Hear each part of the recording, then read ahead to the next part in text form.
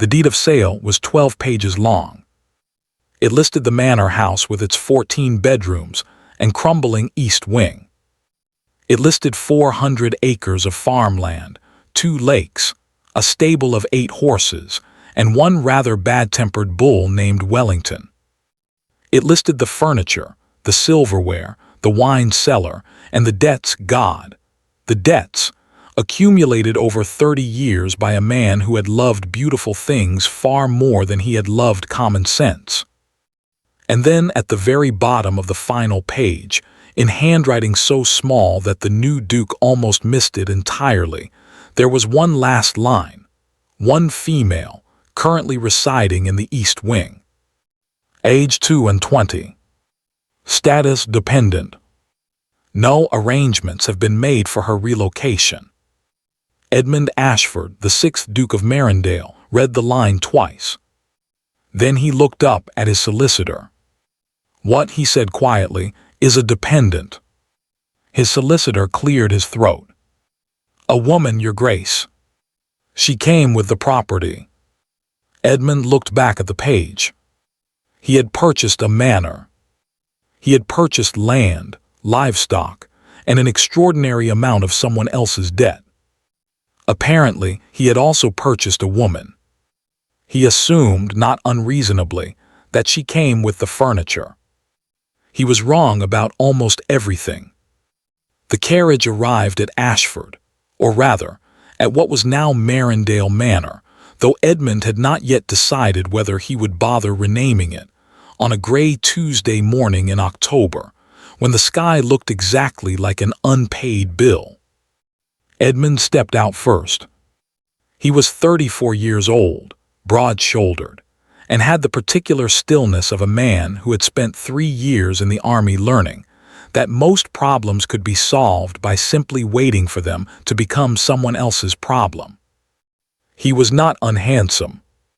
He was not unkind. He was, however, deeply, profoundly tired of London, of society, of his mother's persistent suggestions regarding eligible young women, and of people in general. He had bought this estate for one reason only. Silence. The housekeeper, a stout woman named Mrs.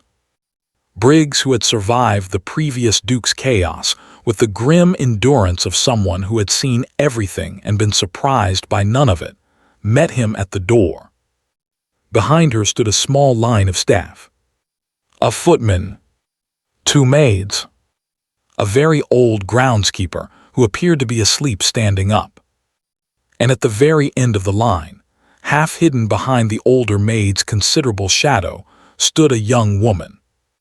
She was not in uniform. That was the first thing Edmund noticed. Every other member of staff wore the dark, practical clothing of household service. This woman wore a gray dress, simple, well-worn, but cut in a way that did not quite belong to the servants' hall. Her dark hair was pulled back severely, as though she were trying to make herself look plainer than she was. Her hands were clasped in front of her. Her eyes were fixed on the gravel at her feet. Edmund filed the observation away and said nothing. The tour of the house took 2 hours. It was, to put it charitably, a project. The East Wing leaked. The library had not been dusted since approximately the reign of George II. The kitchens were functional but grim, and the wine cellar, once reportedly magnificent, had been comprehensively emptied by its previous occupant in what appeared to have been a dedicated final effort. It was in the kitchen that Edmund encountered the woman again. She was standing at the large wooden table, sleeves rolled to the elbow, hands red from cold water, sorting through what appeared to be a considerable pile of silver that had not been polished in a very long time. She did not look up when he entered. "You," Edmund said. She looked up then. Her eyes were an unusual shade, gray, or perhaps green, or perhaps the particular color that exists between the two when the light cannot quite make up its mind. "Your Grace," she said. Her voice was quiet. Controlled. What is your role here? A pause, so brief that he almost missed it. I help where I am needed, Your Grace. It was not, he would reflect later, an answer to the question he had asked. But something in her manner discouraged him from pressing further, which irritated him, because Edmund Ashford was not a man who was easily discouraged from anything. I need the East Wing surveyed for water damage, he said instead. The library catalogued. And this silver finished by Friday. Yes, Your Grace. She returned to the silver. He returned to his tour. It was his solicitor, Parton, who gave him the closest thing to an explanation. She has nowhere to go, Parton said that evening, over a dinner that the kitchen had produced with surprising competence. The late Duke left no instructions regarding her future. No funds set aside. No family to speak of, he paused. She is, for lack of a better term, a leftover. Edmund looked up from his plate. A leftover? Of the previous household, Your Grace. She has been here since childhood. She is, Parton set down his fork and chose his words with visible care. She is not precisely a servant. But she is also not precisely anything else. That is extraordinarily unhelpful, Parton. Yes, Your Grace. I am aware. Edmund said nothing more on the subject.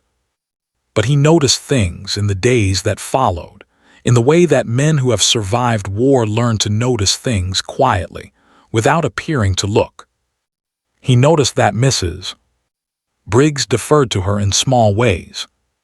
The tilt of a head. A glance before a decision. Nothing obvious. Nothing that could be named. He noticed that she ate after the other servants, alone, at the end of the kitchen table, with a book propped against the salt cellar. Not a recipe book. Not a household manual. A novel. In French.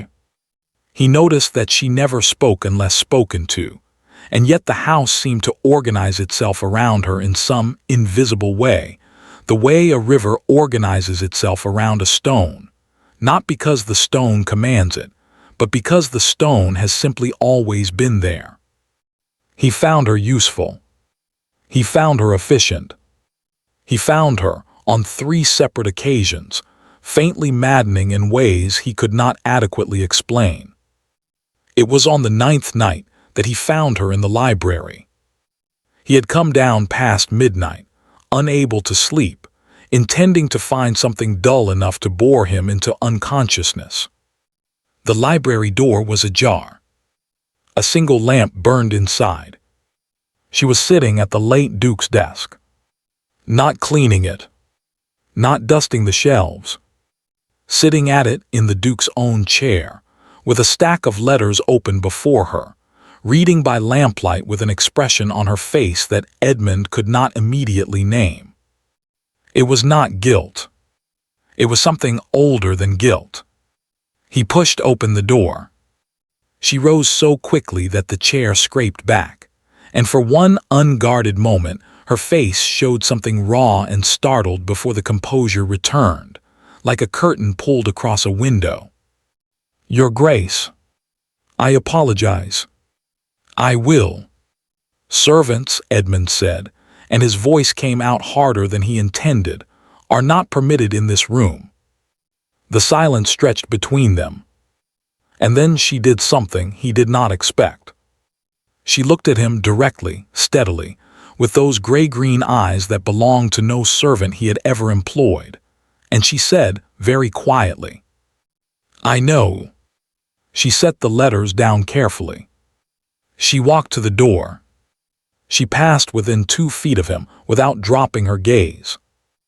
And then she was gone, and he was standing alone in the library with a lamp burning on the desk, and a stack of old letters and the absolute certainty that he had just asked entirely the wrong question. He stood there for a long time. Then he walked to the desk and looked at the letters. They were addressed, every single one of them in a child's careful handwriting. To Papa. Edmund did not sleep that night. He told himself it was the house. Old houses made old sounds, the settling of beams, the complaint of pipes, the particular groan of a building that had been holding itself together through stubbornness alone for longer than anyone could reasonably expect. Marindale Manor had plenty of those sounds. He lay in the late Duke's bed, his bed now, technically, though it still felt like borrowing, and listened to the darkness and thought about nothing in particular. He was lying, of course. He was thinking about the letters. A child's handwriting. Careful, deliberate, the letters slightly too large in the way of children who are trying very hard to be neat. And the late Duke had kept them, not in a box, not filed away with household accounts, but on his desk. Where he worked. Where he sat every day. Edmund rose before dawn, dressed without calling for his valet, and went back to the library. The letters were exactly where she had left them. He did not read them. He was not certain why. He sat in the Duke's chair, his chair, and looked at them for a long time. Then he got up and walked to the far end of the library, to the wall that connected to the main hallway, and stood in front of the thing he had somehow failed to properly look at in 9 days of living in this house. The portrait. It was large. They always were in houses like this, as though the aristocracy believed that scale was a form of permanence. The late Duke was painted in his prime, 40 perhaps, standing beside a window with the estate visible behind him. A handsome man. Dark-haired. Satisfied with himself, in the way of men who have never had reason to doubt their place in the world. Beside him seated was a woman. Fair, elegant, with the careful expression of someone who has been told to sit still for a very long time. And in front of them both, standing slightly apart from her mother in the unconscious way of children who have not yet learned to perform for painters, was a little girl. Dark-haired, serious-faced, gray-green eyes. Edmund stood very still. The little girl in the portrait was perhaps 7 or 8 years old. Her dress was blue. Her hands were clasped in front of her, in exactly the way that a woman downstairs clasped her hands when she was trying not to show what she was feeling. He looked at the portrait for a long time. Then he went to find Parton. He found his solicitor at breakfast, working through a plate of eggs with the focused devotion of a man who considered food one of the few reliable pleasures left in a complicated world. The portrait in the library, Edmund said without preamble. Parton looked up. Something moved across his face quickly, carefully contained. Your Grace. The child. Who is she? A pause. Parton set down his fork with the particular deliberateness of a man buying himself time. The late Duke had a daughter, Parton said finally. She died young, I believe. Fever. Very sad. He picked his fork back up. Terrible thing. Edmund looked at him. Parton was a competent solicitor. He was organized, thorough, and had handled Edmund's legal affairs for 6 years without significant error. He was also, Edmund now observed, a genuinely terrible liar. Is that so? Edmund said. Yes, Your Grace. How young? Another pause. Fractionally too long. I confess, I don't recall the precise details. Edmund poured himself coffee. And the woman currently residing in my East Wing. The dependent. Does she have a name? Clara, Parton said. Clara. Ashby. Ashby, Edmund repeated it slowly. Not Ashford. No, Your Grace. The late Duke's name was Ashford. Yes, Your Grace. And his daughter's name would have been. "Your Grace," Parton set down his fork again. His voice had acquired a careful, diplomatic quality that Edmund recognized as the sound of a man who has been paid to keep a secret and is now deeply regretting the arrangement. "There are certain matters pertaining to the late Duke's private affairs that were handled with a degree of discretion that I am not entirely at liberty to." "Parton." "Yes, Your Grace." "You are my solicitor." A long pause. "Yes, Your Grace." "Then your discretion," Edmund said pleasantly, "belongs to me." Parton looked at his eggs. He looked at the door. He looked at the middle distance with the expression of a man reviewing his life choices. "I think," he said at last, very quietly, "that this particular matter may require some additional investigation before I can speak to it with any confidence." Edmund looked at him for a moment longer. Then he stood, straightened his coat, and left the breakfast room. He had his answer. It simply wasn't the one Parton had given him. He watched her more carefully after that. Not obviously. Edmund had learned patience in places where impatience got men killed, and he applied the same discipline here. He observed. He catalogued. He assembled. He noticed that she spoke to the kitchen maid in Italian when she thought no one could hear, not fluently, but comfortably, the way one speaks a language learned young.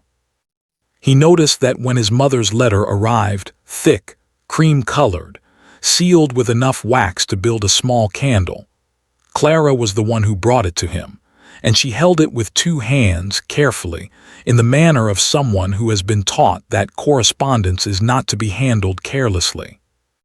He noticed that she moved through the house with a specific familiarity that was different from the familiarity of a servant. A servant knows which doors stick and which floorboards creak, because they have learned these things through daily work. Clara moved through Marindale as though she had known it before she had known anything else. As though the house were not a place she had come to, but a place she had come from. He noticed, one afternoon, that she stood for a long time in the doorway of what had been, according to Mrs. Briggs, the late Duke's private sitting room, which had been closed since his death and smelled of old pipe smoke, and something that might once have been happiness. She stood there with one hand on the doorframe and did not go in. And he noticed, most damningly, that when Lord Harwick's name came up at dinner, Harwick, the late Duke's nearest surviving male relation, who had written twice already to inquire about the state of the estate and the terms of the sale, Clara's hands went very still on the water jug she was holding. Just for a moment. Just a fraction of a second. But Edmund noticed. His mother arrived on a Thursday. Lady Ashford, the Dowager Duchess, as she preferred, with heavy emphasis on the Dowager, descended from her carriage with the air of a woman arriving to inspect damages after a flood. She was 61, impeccably dressed, and had opinions about everything, which she offered freely and without any particular concern for whether they had been requested. She toured the house with Edmund, commenting on the state of the wallpaper, the inadequacy of the entrance hall, and the general failure of the previous Duke to maintain standards that she considered the bare minimum of civilized existence. She was in the middle of a comprehensive assessment of the drawing-room curtains when Clara came in to set the afternoon tea. Lady Ashford stopped talking mid-sentence. Clara set the tray down. Arranged the cups. Did not look up. "Edmund," his mother said, in a tone he recognized, the particular tone of someone who has seen something they cannot immediately classify. "Mother, who is that girl?" "Staff," he said. "She came with the property." His mother was quiet for a moment. Clara finished with the tray and moved to leave, and as she turned toward the door Lady Ashford's gaze sharpened with the focus of a woman who had spent 40 years in society cataloging faces and bloodlines and the invisible grammar of breeding. "Wait," his mother said. Clara stopped, turned. Lady Ashford looked at her. Really looked the way she looked at portraits, at silverware, at anything she was trying to authenticate. "What is your name?" "Clara, my lady." "Clara what?" The briefest pause. "Ashby, my lady." "Ashby." Lady Ashford repeated it with the polite skepticism of someone who does not believe a word of it. "Where are you from, Clara Ashby?" "Here, my lady." "I have always been here." Another silence. Something moved across Lady Ashford's face, not recognition exactly, but the shadow of it. The almost. "You may go," she said at last. Clara went. Lady Ashford turned to Edmund and looked at him with an expression he could not entirely read.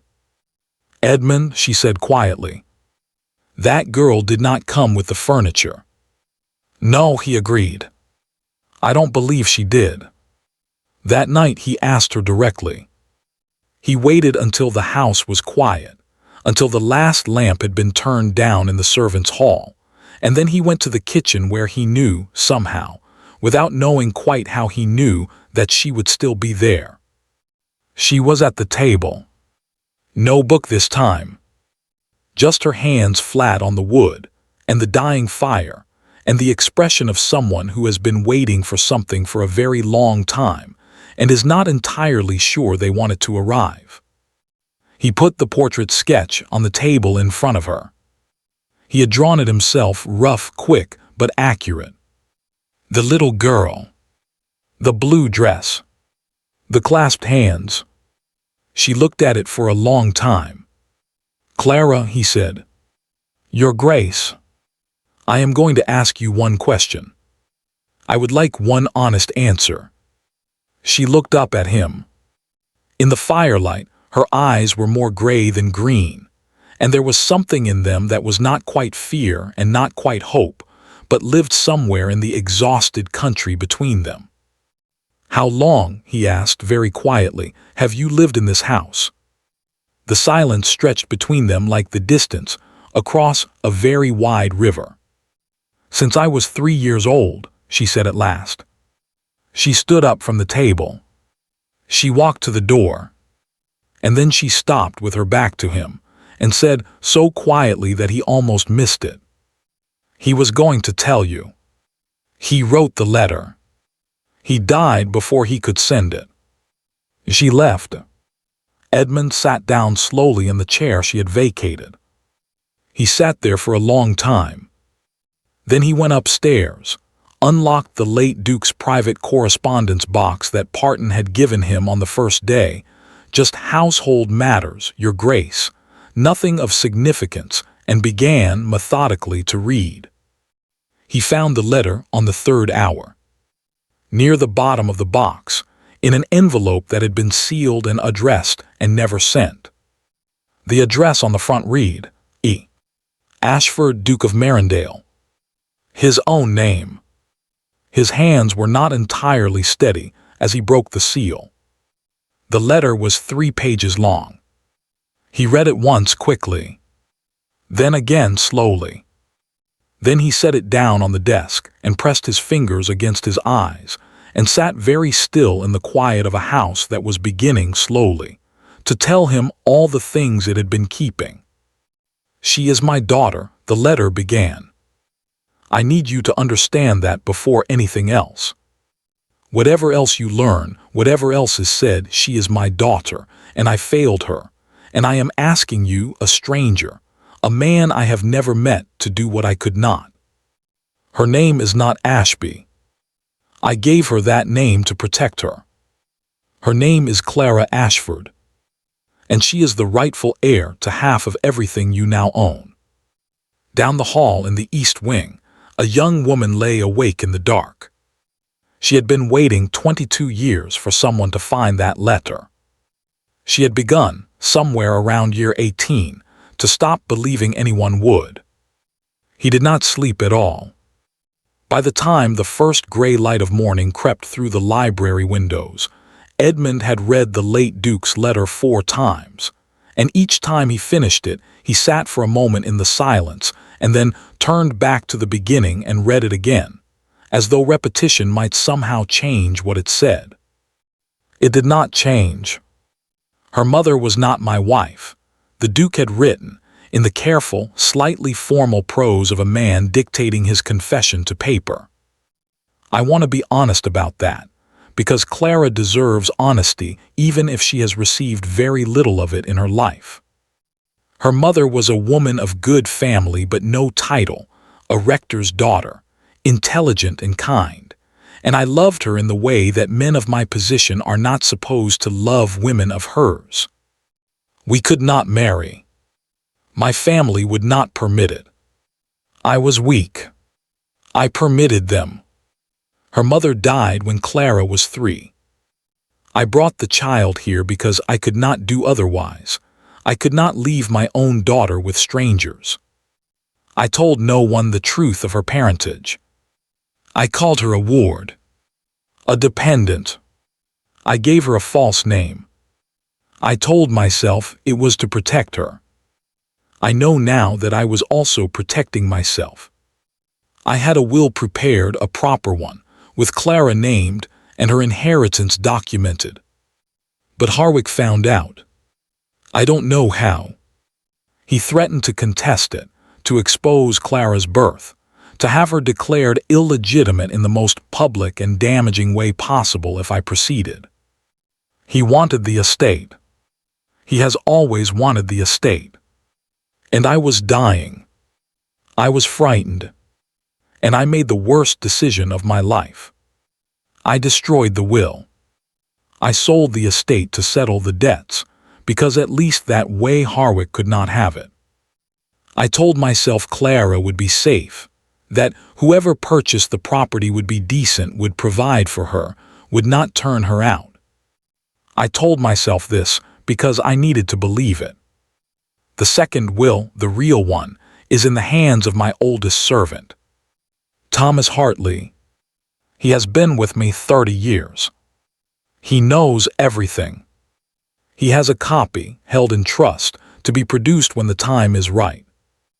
I am asking you to find Thomas. I am asking you to help my daughter. I know I have no right to ask anything of you. I know this is not your burden. But she has no one else. The letter ended there. No signature. The Duke had died, Edmund supposed, before he could finish it. He folded it carefully and put it in his coat pocket. Then he went to find Clara. She was in the garden. Not working, simply standing at the far edge of the formal lawn, where the grounds gave way to a line of old oaks that must have been there for 100 years or more. Her arms were wrapped around herself against the morning cold. She had not heard him coming, and for a moment he saw her as she was when she believed herself unobserved. The composure gone, the careful blankness dropped, just a young woman standing very still in the cold morning looking at trees that had been there for her entire life. He stopped a few feet away. She turned, heard him, and the composure came back instantly. The lifted chin, the clasped hands, the polite distance. Your Grace. I apologize, I found the letter, he said. The composure did not break. But something behind it did, a small, almost invisible fracture, like a crack appearing in glass a moment before it shatters. Which letter? She said carefully. He took it from his pocket. She looked at it for a long time. She looked at her father's handwriting on the outside, his particular, formal script that she would have known anywhere, had known since she was 4 years old, learning her alphabet from the books in his library. And then, for the first time since Edmund had arrived at Marindale, Clara Ashford, who had survived 22 years of silence and invisibility, and the specific, grinding humiliation of being erased from her own life, sat down on the cold stone garden bench, put her face in her hands, and wept. Edmund stood there. He was not a man accustomed to tears. The army had not been particularly conducive to them, and his mother expressed emotion primarily through the precise arrangement of furniture. He was not certain what to do.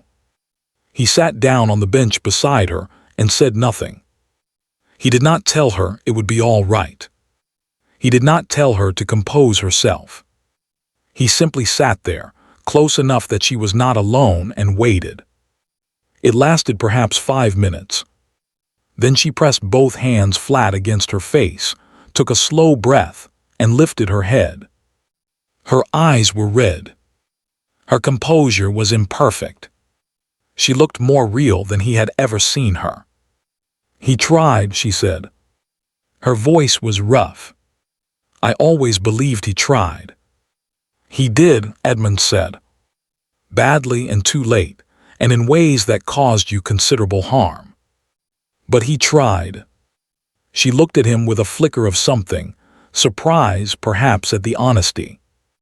"Tell me," he said. "All of it. I need to understand." She told him. It took a long time, and she told it in the flat, careful way of someone who has rehearsed a story so many times in their own head that the telling of it has become a kind of armor facts presented without drama, because the drama is too large to be safely released. Her mother had died of fever when Clara was 3. Her father had brought her to Marindale and told the staff she was the daughter of a deceased distant relation. He had educated her privately, languages, music, history, everything a duke's daughter should know, while simultaneously teaching her that she must never, under any circumstances, claim to be what she was. He said it was temporary, she told Edmund, her hands wrapped around the cup of tea that Mrs. Briggs had appeared with at some point, with the unerring instinct of a housekeeper who understood that certain conversations required something warm to hold. Every year he said it was temporary. Every year something prevented him from formalizing it. Harwick or the lawyers or his own fear, I am not certain which in the end was the largest obstacle. She had grown up in the house like a ghost, present in every room, visible to everyone, acknowledged by no one. The servants knew or suspected, but no one spoke of it. Mrs. Briggs had been kind, in her gruff, practical way. Thomas Hartley had been her one true confidant, the only person in the house who had ever called her by her real name. "Where is Thomas now?" Edmund asked. Something flickered across her face. "He left 6 months before my father died." "Harwick, I don't know what Harwick said to him, or threatened him with. Thomas would not tell me. He simply came to me one night and pressed a piece of paper into my hand and said, 'Keep this safe.' And then he was gone." "What was on the paper?" She was quiet for a moment. Then she stood up and went inside and came back 10 minutes later with a small envelope that she had kept. Edmund could tell from its worn edges and soft creases, folded and close to her person for a very long time. He opened it. It was an address. A village in Shropshire, a name, and 3 words in Thomas Hartley's elderly, reliable handwriting, "When you are ready." Edmund looked at it for a long moment. "You have had this for 6 months," he said. "You could have gone to him. You could have used whatever document he holds to establish your identity." "And then what?" she said quietly. "Present myself, alone, as the illegitimate daughter of a dead duke. Against Harwick, who has money and lawyers and 30 years of practice in making things go his way." "I needed," she stopped. "You needed someone," Edmund said. She said nothing. Which was, he had learned, her way of saying yes. He sent a rider to Shropshire that afternoon. He did not tell Parton. He was not yet certain how much Parton knew, or how much of Parton's allegiance had been quietly purchased over the years by a duke who could no longer pay his own bills. He filed the question away for later and focused on what he could control. What he could control at the moment was considerably less than he would have liked. He had a letter that established Clara's parentage in her father's own hand, but which was unsigned and therefore legally questionable. He had an address in Shropshire, and the hope that a 70-year-old former servant was still alive and still in possession of whatever document the late Duke had entrusted to him. He had a young woman whose entire existence had been systematically falsified by people who were supposed to protect her. And he had Lord Harwick. Harwick's third letter arrived that same afternoon, and it was considerably less polite than the previous two. Edmund read it at his desk with the focused attention of a man assembling the dimensions of a problem. Harwick had heard, the letter stated, that there was a dependent residing at Marindale Manor. He wished to make it clear that any such dependent was, legally speaking, the responsibility of the estate and not of any individual associated with it. He further wished to make it clear that he had retained counsel to examine the terms of the late Duke's final arrangements, and that he had reason to believe certain matters had not been handled with full transparency. He would be calling, the letter concluded, on Friday. Edmund set the letter down. He had 4 days. He told Clara that evening. She received the news with the stillness of someone who has been bracing for a particular blow for long enough that, when it finally comes, it almost feels like relief. He knows, she said. He has always known or suspected. That is why he wanted the estate, not for the land or the house, but to control whatever documents my father might have left behind. Then we need to find Thomas before Friday, Edmund said. We, she repeated. Very carefully. He looked at her. Yes. We. She was quiet for a moment. Then why? It was a genuine question. He could see that no artifice, no performance, just a young woman who had learned through long experience not to trust offers of assistance and wanted to understand precisely what this one was going to cost her. He considered the question seriously, because it deserved seriousness. Because your father asked me to, he said. And because what was done to you was wrong. And because, he stopped, looked at the fire. Because I have been in this house for 2 weeks, and in that time I have watched you manage every crisis, translate 2 languages, prevent misses. Briggs from dismissing the kitchen maid over a broken soup tureen, and single-handedly catalog 400 years of family correspondence. And it seems to me that a woman with those particular qualities ought to at least be permitted to use her real name. A long silence. That is a very practical reason, she said at last. I am a very practical man. Something moved at the corner of her mouth. Not quite a smile. The memory of one, perhaps, returning from wherever she had put it for safekeeping. My real name, she said quietly, is Clara Ashford. I know, he said. How do you do? The writer returned from Shropshire on Thursday morning. Thomas Hartley was alive. He was 73 years old, entirely healthy, and had been, according to the writer's account, sitting in a cottage in Shropshire for 6 months with a locked document case on his kitchen table, waiting. He would come, the writer reported immediately. Edmund passed the message to Clara over breakfast, formally, in the dining room, because he had quietly stopped pretending that she ate in the kitchen 2 days ago, and Mrs. Briggs had quietly stopped pretending to be surprised.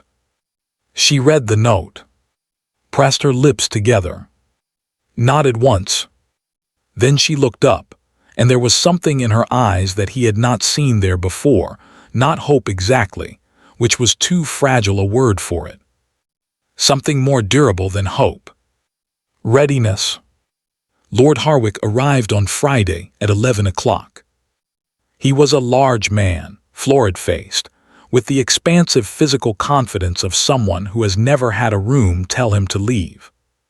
He arrived with 2 lawyers, a personal secretary, and the air of a man who has already decided how the meeting will end. Edmund received him in the formal drawing room. Alone. Harwick looked around the room with the proprietary assessment of a man pricing furniture. "Ashford," he said, "good of you to receive me. I trust you've had time to review my correspondence." "I have," Edmund said pleasantly. "Sit down." Harwick sat. His lawyers arranged themselves behind him like expensive scenery. "I'll be direct," Harwick said. "There is a woman in this house. A dependent. I have reason to believe that this woman is connected to certain documents that properly belong in my possession, as the late Duke's nearest legitimate relation." "What sort of documents?" Edmund said. "Documents pertaining to the estate. To certain private arrangements the late Duke may have made." Harwick's smile did not reach his eyes. "I am sure you understand." "I understand perfectly," Edmund said. He stood up, crossed to the door, and opened it. Clara walked in. Harwick went very still. She was not wearing gray. Edmund had said nothing to her about what she chose to wear today. It was not his place to say anything. But she had appeared at the top of the stairs that morning in a deep blue dress that he had never seen before, her hair arranged with simple precision, her back straight, her hands not clasped but simply at her sides, open and steady. She looked, he thought, exactly like the little girl in the portrait, and nothing at all like a servant. "Lord Harwick," she said. Her voice was perfectly level. "I believe you know who I am." Harwick's florid complexion had taken on a slightly gray quality. "I know who you claim to be," he said. "Claims are not documentation." "No," Clara agreed. "They are not." And then the door opened again, and Thomas Hartley walked in. He was a small, slight man of 73, white-haired, with the careful, deliberate movements of someone who has carried something important for a very long time and has not dropped it yet. He carried a document case under his arm. He looked at Clara, and something moved across his face, profound, complicated, the look of a man who has kept a promise for a very long time and has finally been allowed to complete it. "Miss Ashford," he said. Her breath caught. Just slightly. The only crack in the composure. "Thomas," she said. "Thank you for waiting." He set the document case on the table. He unlocked it with a small key from his waistcoat pocket. He removed a sealed envelope and placed it in Clara's hands. Then he looked at Harwick with the calm, clear gaze of a man who has absolutely nothing left to fear. "The late Duke entrusted me with this," he said, "in the presence of a solicitor, a witness, and a notary 6 years ago. It is a signed and properly executed will, legal in every particular. I have also," he added, reaching back into the case, "a letter, a birth record, and a baptismal certificate." He laid each document on the table as he named it. "All properly authenticated," he said. "All pertaining to one Clara Margaret Ashford, daughter of the 5th Duke of Marindale." The room was very quiet. Harwick looked at the documents. He looked at Clara. He looked at Edmund, who was standing by the fireplace with his arms folded and an expression of mild, attentive patience. "This will not hold," Harwick said. His voice had acquired a slightly strangled quality. "She is illegitimate." "The court's will." "The will does not require legitimacy," Thomas said. "The late Duke had the right to bequeath, as he chose within his unentailed property. Counsel will confirm it. Harwick looked at his lawyers. His lawyers looked at the documents. His lawyers had the expressions of men who would be having a very difficult conversation with their client in the carriage on the way home. Harwick left at 12:30. He said very little on his way out.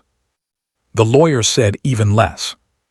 The personal secretary gathered papers with the focused efficiency of a man pretending he had not witnessed any of the last hour.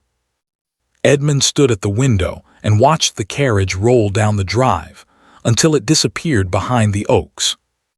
Behind him, Clara was sitting in the chair by the fireplace, not perching, not hovering at the edge of it the way she always had before, as though afraid to take up too much space, but sitting in it fully, her hands in her lap, the sealed envelope open beside her. She had not read it yet. She was looking at the fire. "It's over," Edmund said. "The first part," she said. "Yes." He turned from the window. She was looking at him now, and there was a question in her eyes that she was not yet asking. He crossed the room, sat down across from her in the other chair, in the ordinary domestic configuration of two people who have just survived something together and have not yet worked out what comes next. "The will," he said. "You haven't opened it. I know what it says. Tell me."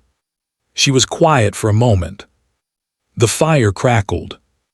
Thomas Hartley had been settled in the kitchen by Mrs.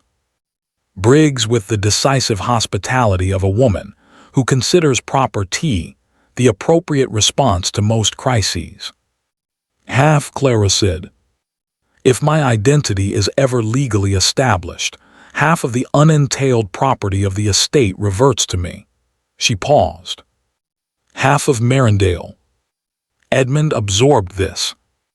Half of the estate he had purchased. Half of the land, the house, the lakes, the silence he had come here to find. And across from him sat a young woman who had been waiting 22 years for this moment, who had a better claim to this house than he did, who had more right to that chair by that fire than anyone else in England. "I see," he said. "You could contest it," she said. "Many men would." "Yes," he agreed. "Many men would." "Are you going to?" she asked. Very carefully, in the manner of someone who has learned not to assume the answer. Edmund looked at the fire. He looked at the window where the oaks were standing in their patient, 100-year way. He looked at the woman across from him who had been in this house since she was 3 years old and had never once been permitted to simply be here. "No," he said. "I am not."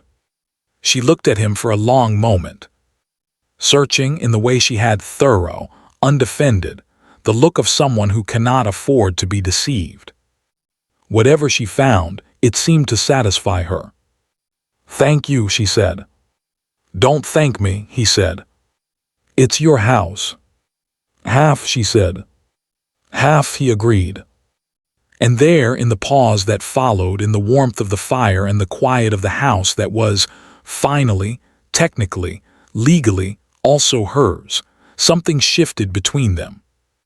Too subtle to be named yet. Too certain to be ignored. Edmund looked away first. He was not, he told himself, a man who was unsettled by things. He was beginning to discover, not a very reliable narrator of his own experience. That night, for the first time in 22 years, Clara Ashford slept in her father's house as herself. Not as a servant. Not as a dependent. Not as a leftover. As his daughter. The east wing still leaked. The wine cellar was still empty. The bad-tempered bull, named Wellington, still had opinions about everything. But the house felt somehow different, as though it had been holding its breath for a very long time, and had finally, quietly let it go. The morning after Harwick left, Edmund came down to breakfast and found Clara already at the table.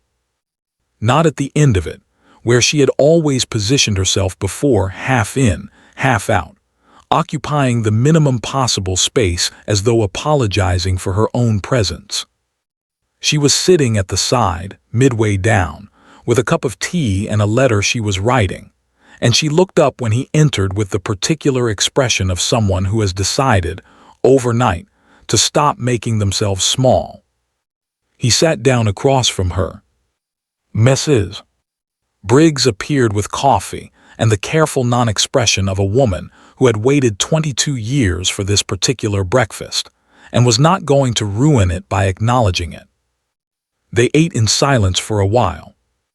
A companionable silence, the kind that does not require filling.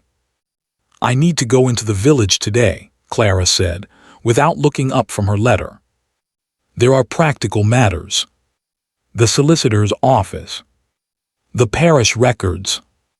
"I'll come with you," Edmund said. She looked up then. "You don't need to," she said. "I know," he said. "I'll come with you." A pause. She looked at him with that thorough, searching look. Then she returned to her letter. "Very well," she said. It was not, Edmund reflected, the most enthusiastic acceptance he had ever received.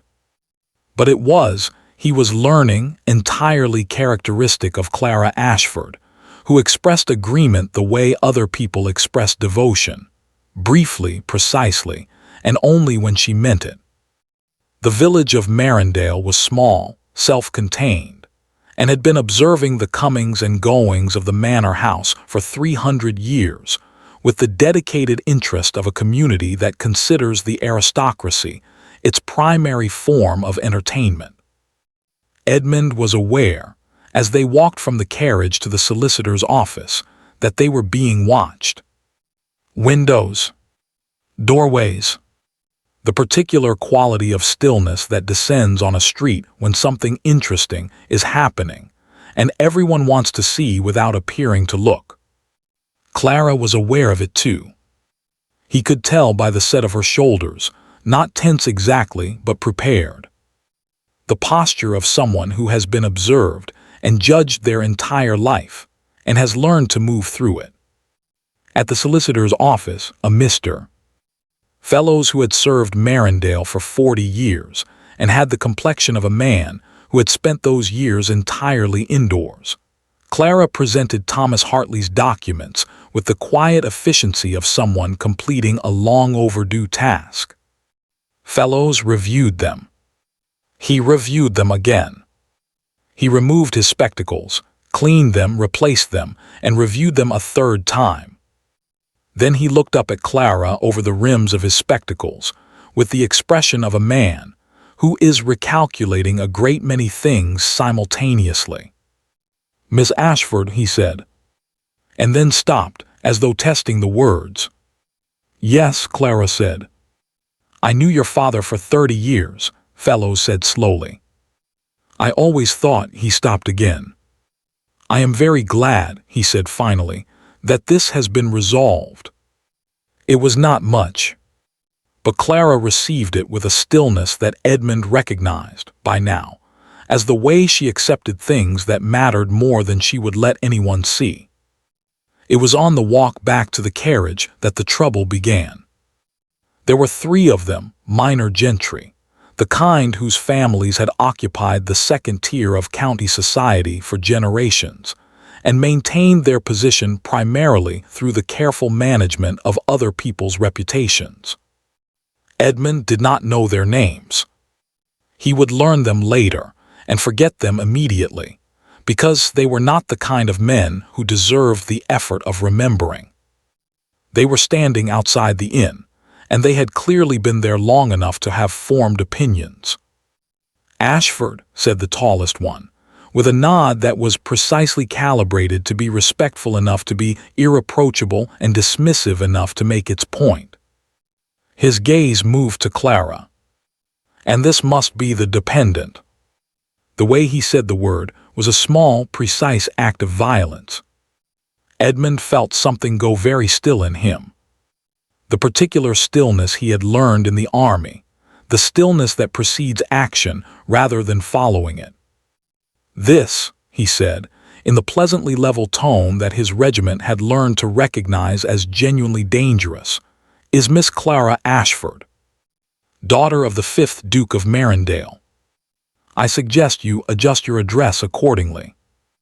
The tallest man's smile did not waver, but something behind it did. "Ashford? Yes. We had heard some story." "It is not a story," Edmund said. "It is a legal fact, documented and witnessed. Miss Ashford's identity has been established beyond any question that I would recommend you raise." He said it pleasantly. He said it in the tone of a man, offering information rather than a threat. The three men looked at each other. They looked at Edmund, who was 6 feet tall, had spent 3 years in active military service, and was currently looking at them with the patient, absolute calm of someone who has absolutely nothing to prove, and is therefore significantly more frightening than someone who does. They looked at Clara, who was looking at them with an expression of such composed, complete indifference that it was somehow worse than anger. "Miss Ashford," said the tallest man, after a pause that had gone on precisely long enough to be uncomfortable. He nodded. Stiffly. "Correctly." "Gentlemen," Clara said. They left. Edmund and Clara walked to the carriage in silence. He handed her in. He got in after her. The carriage moved off. They rode for perhaps 2 minutes before Clara said, without inflection, "You didn't have to do that." "Yes, I did," Edmund said. "Thank you," she said. "You're welcome." Another pause. Longer. "You're angry," she said. He considered this. "Not at you." "I know," she said. "I meant in general." He looked out the window at the passing countryside, the fields, the hedgerows, the sky that had gone the color of pewter. "I have been," he said carefully, "in this county for 3 weeks. In that time, I have learned that a woman was systematically erased from her own life by people who were supposed to care for her, and that the community in which she lived apparently preferred not to notice." He paused. "Yes. I am somewhat angry in general." Clara was quiet for a moment. "I used to be," she said. "Angry. When I was younger. I would lie awake and she stopped. Started again. I stopped eventually. It took too much. And it changed nothing." "What replaced it?" he asked. She looked at him steadily. "Patience," she said. "And the decision to outlast them." Edmund looked at her. At the composed, precise, quietly formidable woman sitting across from him, who had been waiting for 22 years with the focused endurance of someone who knew, with absolute certainty, that they were right. "You succeeded," he said. "Not entirely," she said. "Not yet." Harwick's response came on Monday. Edmund had expected it. The only question had been the form. Harwick was not a man who retreated gracefully. He was a man who, when one road was closed, immediately began looking for another, and he had been looking, apparently, with considerable energy over the preceding 3 days. The letter was from Harwick's lawyers rather than Harwick himself, which was the first sign that they had found something. Edmund read it standing at his desk, because he had a feeling it was not the kind of letter one wanted to receive sitting down. He had been correct. The letter was long, precisely worded, and built its case with the careful architecture of people who are paid to be difficult. Its essential argument was this: while they did not dispute the documentation establishing Clara's parentage, they did dispute the validity of the will on a technicality of execution. A witness signature that had been applied, they claimed, under circumstances that rendered it legally questionable. The matter, they proposed, should be referred to the Court of Chancery. The Court of Chancery, Edmund knew from painful personal experience, moved with the urgency of a glacier and the expense of a small war. A case referred there could take years. In those years, Clara's legal status would remain unresolved. Her claim to the estate would be frozen, and she would remain, in the eyes of society, precisely what she had always been. Nothing. He put the letter down. He sat at his desk for a long time. He thought about the portrait in the library, and the little girl in the blue dress who had become a woman who ate alone at the end of the kitchen table with a French novel and never complained. He thought about the letters in a child's careful handwriting, addressed to Papa that a dying man had kept on his desk because he could not let them go. He thought about Harwick in the drawing room, looking at Clara with the casual ownership of a man who has always believed that some people exist primarily for his convenience. He thought about what Clara had said in the carriage, the decision to outlast them. And then, with the particular clarity that sometimes arrives after a long stillness, he knew what he was going to do. It was objectively an extraordinary decision. His mother would be appalled. Society would talk. The lawyers would have opinions. Harwick would be, and this, Edmund acknowledged privately, was not entirely without appeal, absolutely furious. He called for his writing things. He wrote 2 letters. The first was to his mother. The second was to the editor of the most widely read society paper in London, to which Lady Ashford subscribed, and which was, in Edmund's estimation, read by approximately everyone who mattered and a significant number of people who didn't. He sealed both letters and gave them to the footman for the Morning Post. Then he went to find Clara. She was in the library. Not at the desk this time. She was standing in front of the portrait, looking at it with the quiet, complicated expression of someone reconciling the person they were with the person they had become. He stood beside her and looked at the portrait with her for a moment. The little girl in the blue dress looked back at them both. "I need to ask you something," Edmund said. "All right," she said.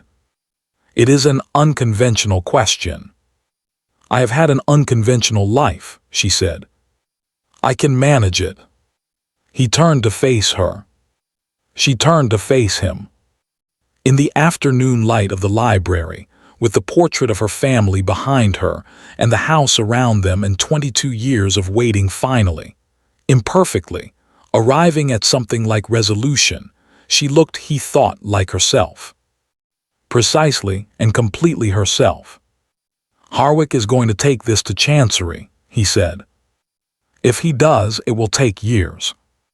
Your claim will be frozen. Your position here will remain ambiguous." He paused. "I cannot prevent him from filing." "I know," she said. "But I can make it considerably more difficult for him to win." She was watching him carefully. "How?" "The law," Edmund said, "as currently constructed, gives a husband considerable authority over property disputes pertaining to his wife. If you were married to someone with resources and legal counsel, and a profound personal interest in seeing Harwick lose, the case becomes materially different." The silence was very complete. Clara looked at him. He could not entirely read her expression. She was, as always, thorough about what she let him see. "That," she said at last, "is either the most practical proposal in the history of Marindale or the strangest one." "Possibly both," he said. "You are proposing marriage," she said. "To protect my legal interests." "I am proposing marriage," he said carefully, "because Harwick needs to be defeated, and because this house needs someone in it who actually belongs here, and because—" He stopped. "Because," she said. He looked at her, at the gray-green eyes that had been watching him, clearly and steadily, since the first morning he had walked into his own kitchen and found her there. "Because," he said, "I have been looking for a reason to stay in this house, and I find that you have become one." The silence stretched between them. Clara looked at him for a very long time. The thorough, searching look, the one that had, he suspected, never in her life been wrong about what it found. "This is not," she said slowly, "how I imagined this conversation would go." "How did you imagine it?" "I didn't," she said. "I stopped imagining things I didn't believe would happen." A pause. "I am not certain I know how to do this." "Neither am I," he said. "I thought we might work it out as we go." Something crossed her face, the ghost of the smile that had been returning, increment by increment, since the night he had sat beside her in the cold garden and simply waited. "That," she said, "is a very practical approach." "I'm a very practical man," he said. "You may recall." "I recall," she said. The smile arrived then. Small, precise, entirely genuine. The smile of a woman who has kept it somewhere safe for a very long time and has decided, finally, that it is worth the risk of taking it out. "Yes," she said. "Yes, you recall, or yes." "Yes," she said. "Both." The society paper ran the announcement on Wednesday. Lady Ashford read it over breakfast in her London townhouse, made a sound that caused her butler to drop an entire tray of correspondence, and immediately called for her carriage.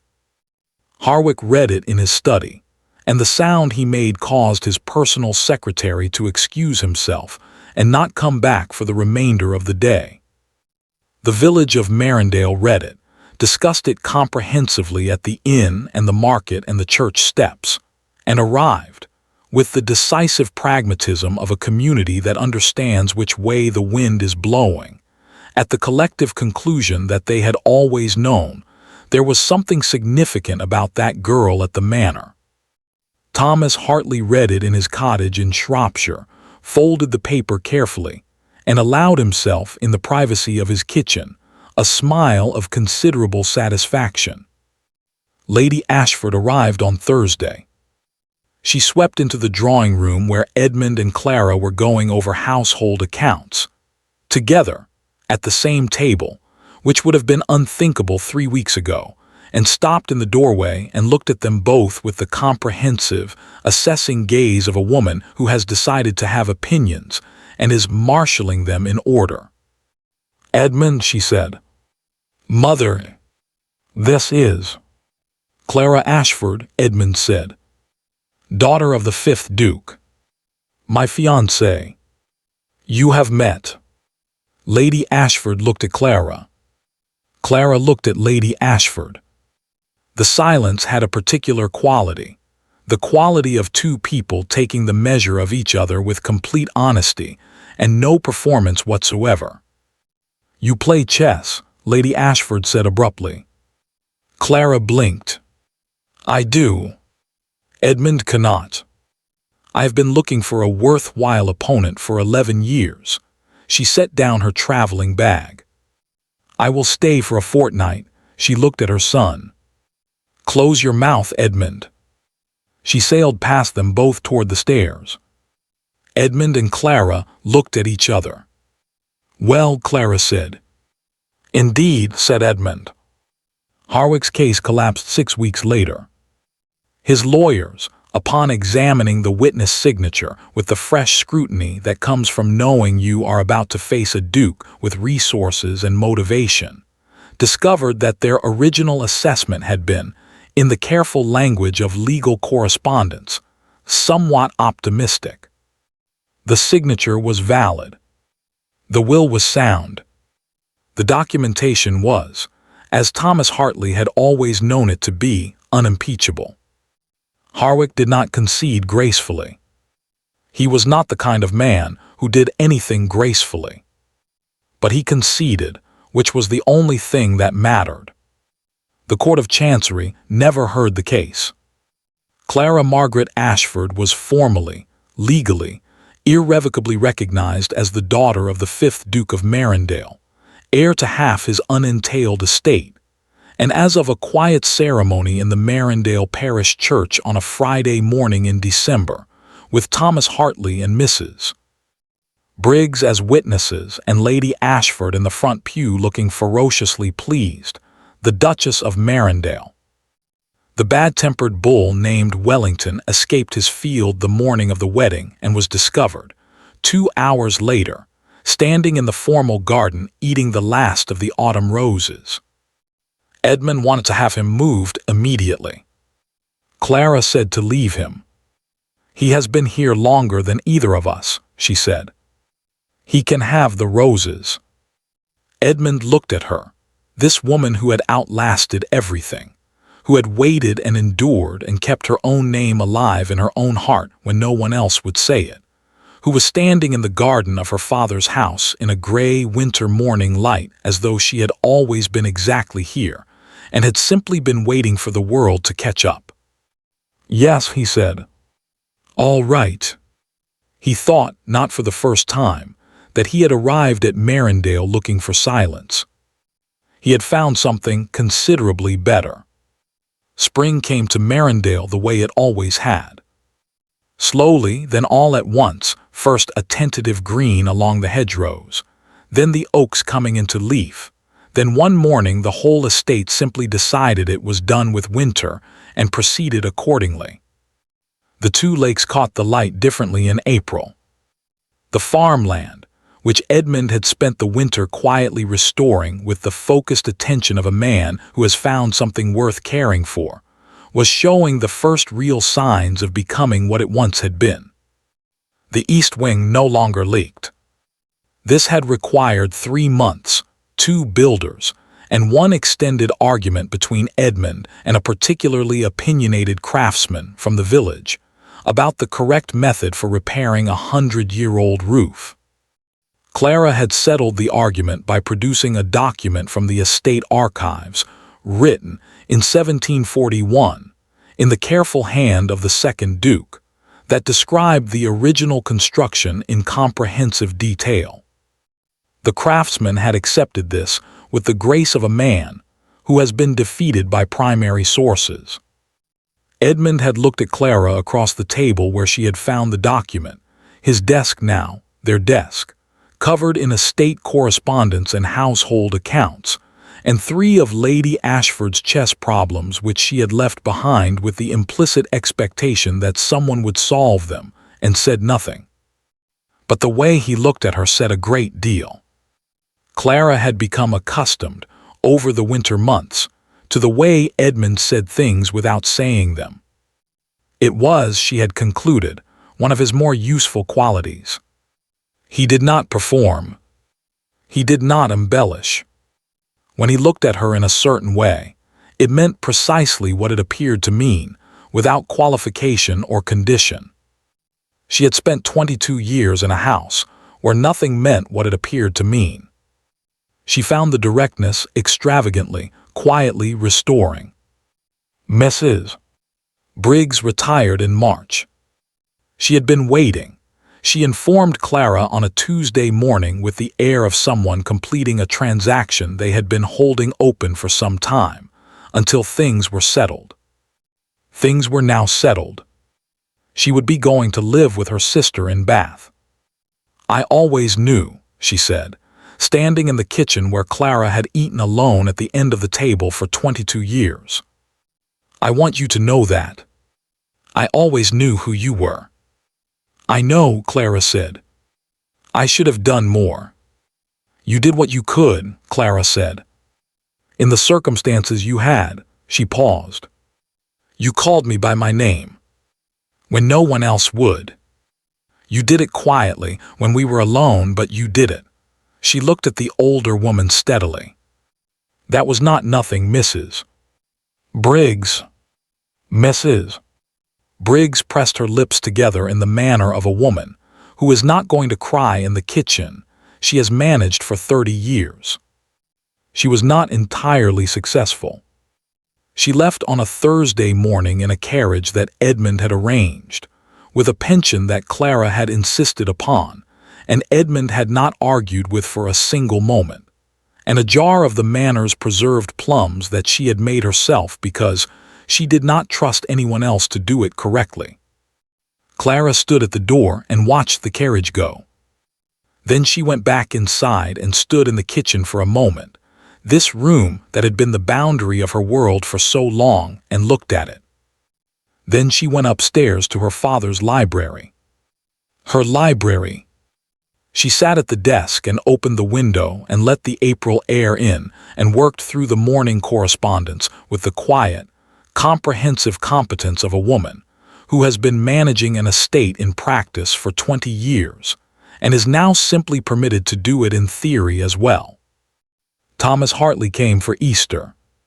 He was, by his own description, too old for long journeys and too stubborn to stop making them, and he arrived in the carriage Edmund sent for him with the document case still under his arm, empty now, but apparently a comfort nonetheless. He walked through the house slowly, room by room, with the expression of someone completing a long-deferred accounting. Clara walked with him. They did not say much.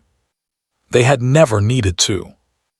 Thomas had been the one person, in all the years of her strange half-existence, who had sat with her in the evenings and played cards and called her Miss Ashford when no one could hear and told her, in his plain, reliable way, that what was done to her was wrong and that it would not always be so. She had not always believed him. She believed him now. In the portrait gallery, for the main hall had a second, smaller gallery that Edmund had been sorting through since January, they stopped in front of a painting that had been brought down from storage. It was smaller than the formal family portrait in the library, and less formal, a study perhaps, done by a private hand rather than a commissioned portraitist. It showed a young woman sitting in a garden chair, reading. Dark-haired, serious-faced. Perhaps 20 years old. She was not looking at the painter. She was entirely absorbed in her book, and there was something in her expression, unguarded, private, wholly itself, that could not have been posed. On the back in the late Duke's handwriting, see. In the South Garden. Summer. He had it painted, Thomas said quietly. Without telling you. He had someone come when you were reading outside. He said he stopped. He said he wanted to remember you as you were when you didn't know you were being seen. He said that was when you were most yourself. Clara looked at the painting for a long time. Where was it? She asked. His private rooms, Thomas said. He looked at it every day. She stood very still. She had spent a great deal of the winter deciding what she thought of her father.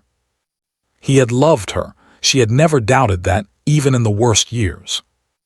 But love, she had concluded, is not the same as courage, and he had possessed the first in abundance and the second in insufficient quantities, and she had paid the price for the difference.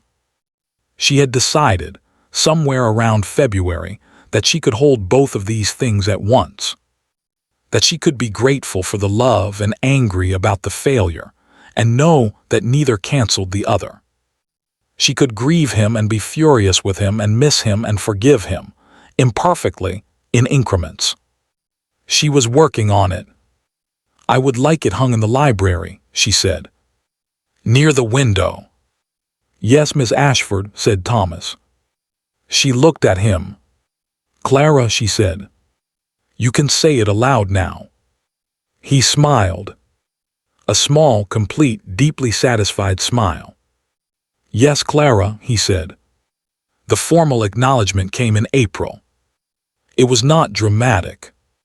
It was a document, several documents in fact, all properly executed and witnessed and filed in the appropriate offices. And it said, in the precise and bloodless language of the law, that Clara Margaret Ashford was the recognized natural daughter of the 5th Duke of Marindale, that her inheritance rights in the unentailed estate had been established, and that all previous informal arrangements pertaining to her residence and status were hereby superseded. It said, in other words, that she was real. Edmund brought the documents to the library and placed them on the desk in front of her without ceremony, because he had learned, over the winter, that Clara preferred things without ceremony. That ceremony was something that had always been performed around her and never for her, and she found the absence of it, in private moments, considerably more meaningful than its presence.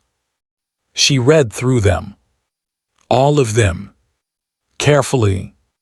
Then she set them down and looked out the window at the south garden, where the first of the season's roses were beginning to consider the possibility of blooming. "Well," she said. "Well," Edmund agreed. "That's done, then." "That's done." "Are you all right?" he asked. She considered the question with the seriousness it deserved. Outside, the garden was doing its unhurried April work. The oaks were green. The lakes were catching the light. Wellington, who had been moved to a different field after the Rose incident but had escaped twice more since then, and showed no signs of reforming his character, was visible in the distance doing something inadvisable near the fence. "Yes," she said. "I think I am." She paused. "I think I have been slowly for some time." She looked at him.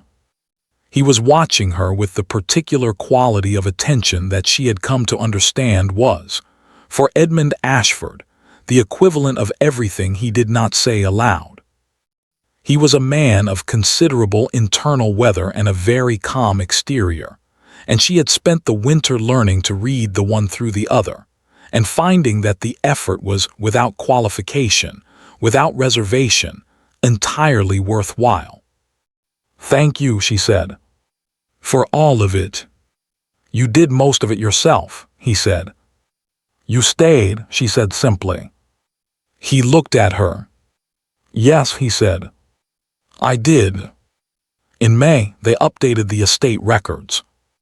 It was Edmund's suggestion, practically motivated, as his suggestions generally were, because the estate records had not been properly maintained in a decade, and were in a state that he described as a moderate administrative crisis, and that Clara described as absolutely typical of my father.